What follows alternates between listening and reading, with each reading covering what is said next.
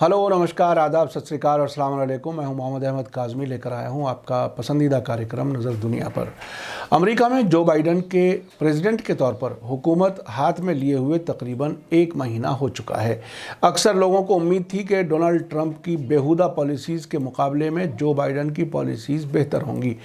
हमारा शुरू से कहना है कि ये बात सही है कि ट्रंप बहुत कुछ उल्टा सीधा बोलते थे, लेकिन जो बाइडन भी वही काम करेंगे जो ट्रंप क्या करते थे। ख़ास तौर से मिडिल ईस्ट में अमेरिका की वही पॉलिसी रहेंगी, क्योंकि इस इलाके में अमेरिका के 2 मकसद हैं। एक तो इजराइल को मजबूत बनाना और उसे सिक्योरिटी देना, और दूसरे अरब मुल्कों को ईरान का डर दिखाकर लूटते रहना। अब 2 ऐसे वाक़यात हुए हैं जिसमें ये बात खुलकर सामने आ गई है कि जो बाइडन की हुकूमत के दौरान अमेरिका इजराइल की पहले की तरह से ही मदद करता रहेगा और अरब मुल्कों के साथ उसके नॉर्मल होने वाले ताल्लुकात को भी सपोर्ट करेगा। यमन में भी वो पहले की तरह सऊदी अरब की मदद करता रहेगा। यमन जंग बंद कराने की बात करेगा, लेकिन सऊदी अरब को तहफ़्फ़ुज़ देने यानी सिक्योरिटी देने का काम भी पहले की तरह करता रहेगा। यानी इन दोनों मामलात में कोई तब्दीली नहीं है। उधर ईरान के फॉरेन मिनिस्टर जवाद ज़रीफ का बयान आया है कि ईरान के ख़िलाफ़ पाबंदियों के मामले में अमेरिका की नई सरकार उसी तरह से काम कर रही है जिस तरह डोनाल्ड ट्रंप की हुकूमत किया करती थी। आखिर तक ज़रूर देखें। आगे बढ़ने से पहले आपसे गुजारिश है कि अगर आपने अभी तक media star world YouTube channel subscribe नहीं किया है तो सब्सक्राइब कर लें और घंटी दबाना ना भूलें, ताकि आपको हमारी हर एक वीडियो की खबर सही वक्त पर मिल सके। अगर हमारी खबर सच्ची और अच्छी लगे तो अपने व्हाट्सएप ग्रुप, फेसबुक, इंस्टाग्राम और ट्विटर अकाउंट पर ज़रूर शेयर करें, ताकि मीडिया स्टार वर्ल्ड की खबरें दुनिया भर तक पहुँच सकें। आज की बड़ी खबर टाइम्स ऑफ इजराइल ने दी है, जिसकी हेडिंग है कि 4 हफ्ते के इंतजार के बाद जो बाइडन ने नेतन्याहू को फ़ोन किया है, जिसमें उन्होंने अमेरिका और इजराइल अलायंस को मजबूत करने का वादा किया है। जैकब मजीद की लिखी हुई खबर के मुताबिक इस बातचीत के बारे में व्हाइट हाउस ने बताया है कि जो बाइडन ने इजराइल के साथ डिफेंस ताल्लुकात को बढ़ावा देने और फ़िलिस्तीनियों के साथ अमन की ज़रूरत पर जोर दिया है, जबकि इजरायली प्राइम मिनिस्टर ऑफिस ने बताया है कि दोनों लीडर्स ने अरब मुल्कों के साथ ताल्लुकात नॉर्मल किए जाने के प्रोसेस, ईरान के न्यूक्लियर ख़तरे और कोविड-19 पर कंट्रोल करने के मामले में तबादला ख्याल किया है। टाइम्स ऑफ इजराइल की खबर के मुताबिक प्राइम मिनिस्टर बेंजामिन नेतन्याहू से अमरीकी प्रेसिडेंट जो बाइडन ने ट्यूसडे यानी 16 फरवरी को पहली बार फ़ोन पर बात की, जबकि प्रेसिडेंट बाइडन ने 4 हफ्ते पहले जिम्मेदारी संभाली थी। अखबार ने ख़ास तौर पर लिखा है कि नेतन्याहू जो बाइडन की तरफ से टेलीफोन कॉल किए जाने वाले मिडिल ईस्ट में पहले लीडर हैं, जबकि पूरी दुनिया के लीडर्स में वे ऐसे 12वें लीडर हैं जिन्हें जो बाइडन ने फ़ोन किया है।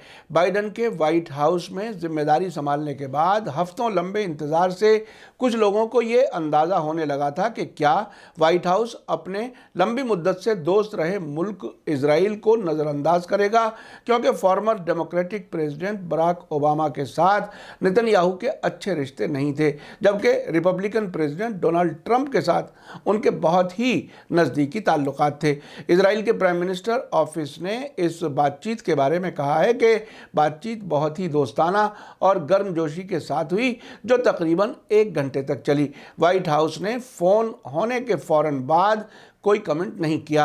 व्हाइट हाउस में प्रेसिडेंट के ओवल ऑफिस में अखबार वालों के ज़रिए पूछे जाने पर बाइडन ने कहा कि ये एक अच्छी बातचीत थी। इस पर उन्होंने डिटेल्स नहीं बताई।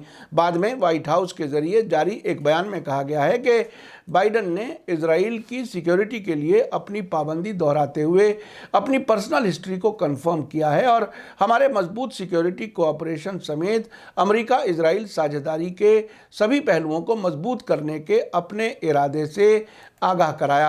टाइम्स ऑफ इजराइल की रिपोर्ट के मुताबिक दोनों लीडर्स ने इजराइल और उसके अरब पड़ोसियों के बीच ट्रंप हुकूमत के ज़रिए कराए गए ताल्लुकात नॉर्मलाइजेशन समझौतों के सिलसिले को आगे बढ़ाने के अलावा अमेरिका इजराइल ताल्लुकात को और मजबूत बनाने पर चर्चा की गई। उन्होंने ईरानी ख़तरे और इलाके की चुनौतियों के बारे में भी बात की और साथ ही दोनों ने आपस में बातचीत जारी रखने के लिए रजामंदी जताई। व्हाइट हाउस के बयान में कहा गया है कि बाइडन ने इजराइल और फिलिस्तीनियों के बीच पूरे इलाके में अमन को आगे बढ़ाने के लिए काम करने की अहमियत पर भी जोर दिया, जबकि इजरायली प्राइम मिनिस्टर ऑफिस के बयान में फिलिस्तीनियों का कोई जिक्र नहीं किया गया है।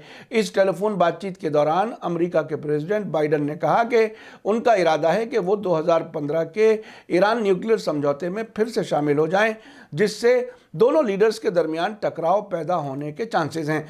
नेतन्याहू ने इस समझौते की मुखालिफत की थी और 2018 में डोनाल्ड ट्रंप के जरिए इसे छोड़ने के फैसले की सराहना की थी। आपको याद दिला दूं कि पिछले हफ्ते जो बाइडन ने कहा था कि अमेरिका ईरान से पाबंदियां तब तक नहीं उठाएगा जब तक ईरान 2015 के न्यूक्लियर समझौतों की सभी शर्तों पर दोबारा अमल नहीं करता। बाइडन का यह भी कहना है कि वो ईरान के बैलिस्टिक मिसाइल प्रोग्राम के मामले को भी हल करना चाहेंगे, लेकिन प्राथमिकता इस बात को है कि ईरान पहले न्यूक्लियर समझौते पर पूरी तरह से अमल करे। ईरान ऐसी किसी भी बातचीत से इनकार करता है। इसी बीच अमेरिका ने यमन जंग के मामले में सऊदी अरब के साथ कैसे ताल्लुकात होंगे, ये भी खुलकर बात कहनी शुरू कर दी है। सऊदी अरब के अल अरेबिया टेलीविज़न की वेबसाइट ने खबर दी है कि यमन के हूथी हमलों के दरमियान अमेरिका की डिफेंस मिनिस्ट्री यानी पेंटागन ने सऊदी अरब को दिए जाने वाली सपोर्ट को 2 गुना कर दिया है। पेंटागन के प्रेस सेक्रेटरी जॉन किर्बी ने अखबार वालों से बातचीत करते हुए कहा कि हूथियों के हमले इंटरनेशनल कानून के खिलाफ हैं। किर्बी ने आगे कहा कि अमेरिका सऊदी अरब के साथ विदेशी खतरों से लड़ने में मदद करता रहेगा। इसी बीच प्रेसिडेंट जो बाइडन के यमन के लिए खास नुमाइंदे टिमोथी लेंडर किंग का कहना है कि सऊदी अरब को यमन में सबसे बड़ा रोल अदा करना होगा। आखिरकार ये उनका पड़ोस है, ये खाड़ी इलाके का पिछवाड़ा है। साथ ही उन्होंने कहा कि यमन जंग को ख़त्म करने के लिए सऊदी अरब की ज़रूरत होगी। उन्होंने वेडनेसडे को people's broadcasting service PBS television channel से बात करते हुए कहा कि जिस तरह से हम अपने पड़ोस पर होशियारी के साथ नज़र रखते हैं, उसी तरह से सऊदी अरब को भी अपने पड़ोस पर नज़र रखने का हक़ है। इसीलिए वे इस कोशिश में एक बहुत मजबूत हिस्सेदार होंगे।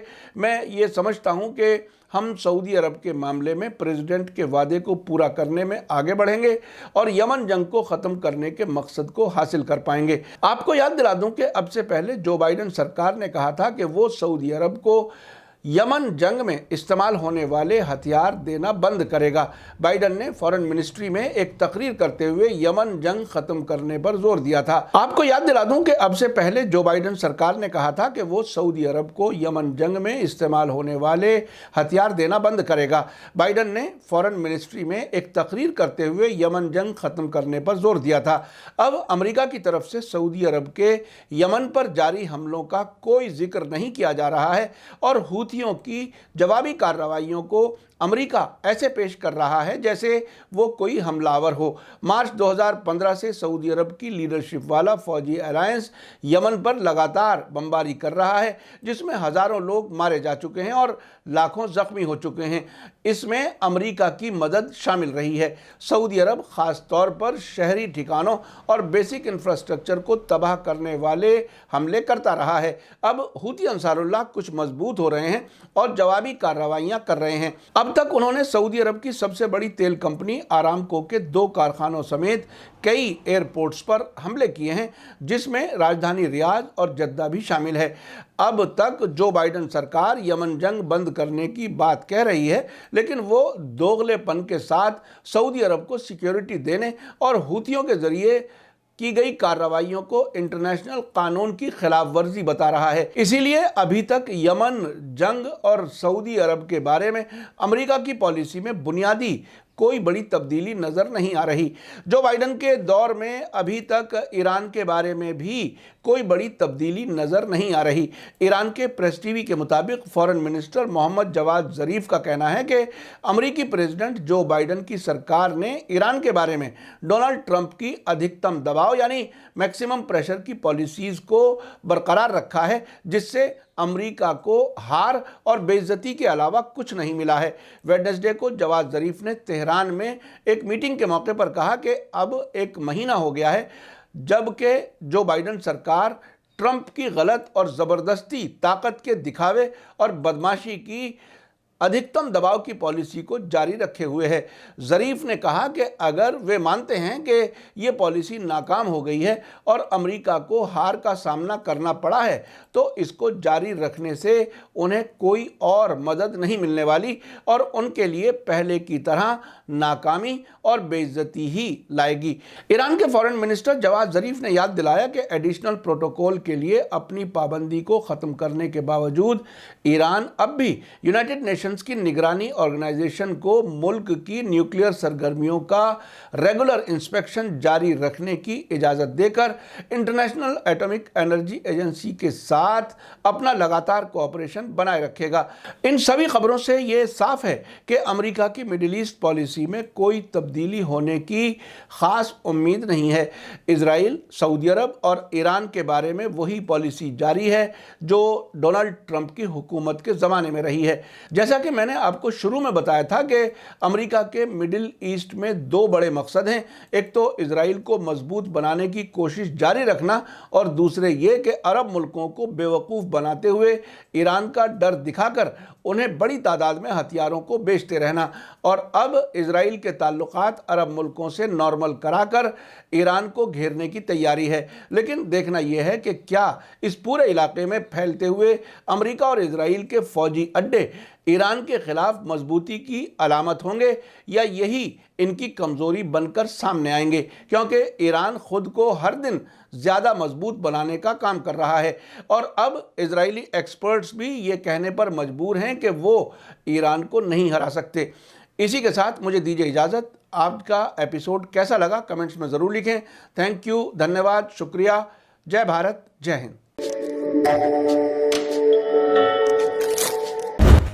मीडिया स्टार वर्ल्ड के और वीडियो देखने के लिए हमारे चैनल को सब्सक्राइब करें और सीधे नोटिफिकेशन पाने के लिए बेल आइकन दबाएं।